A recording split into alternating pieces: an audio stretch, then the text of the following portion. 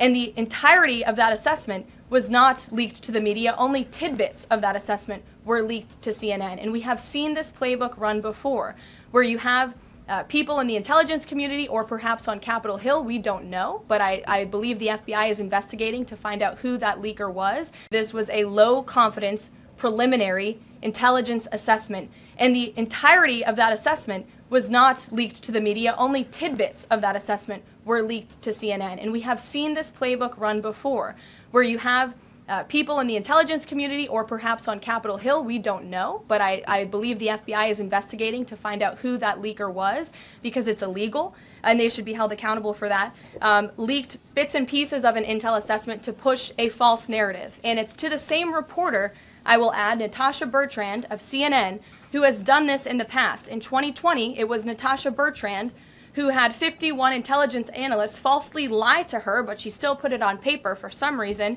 that the Hunter Biden laptop story was Russian disinformation. We all know that's not true, right? We can all agree on that now. That was a lie from the intelligence community. Also in 2020, this same reporter, Natasha Bertrand, wrote that a top intel agency ruled out the man-made lab leak theory of the coronavirus origins. Again, the president was right about that. This reporter wrote a lie from the intelligence community to seek a narrative she wanted to prove, and guess what? We now know that's the truth.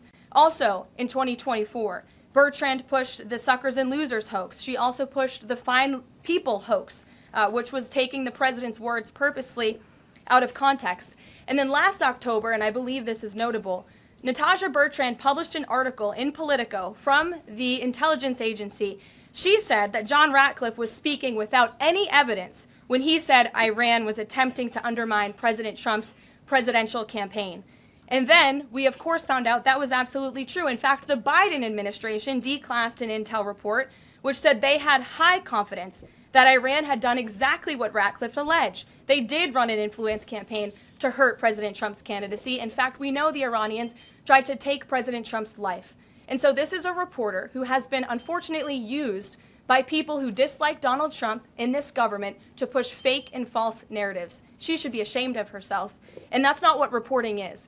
Journalism is trying to find the facts and the truth. And this week we saw this same reporter being used to push a fake narrative to try to undermine the President of the United States, and more importantly, the brave fighter pilots who conducted one of the most successful operations in United States history. And I think the American people fully know that this operation was a complete and total success.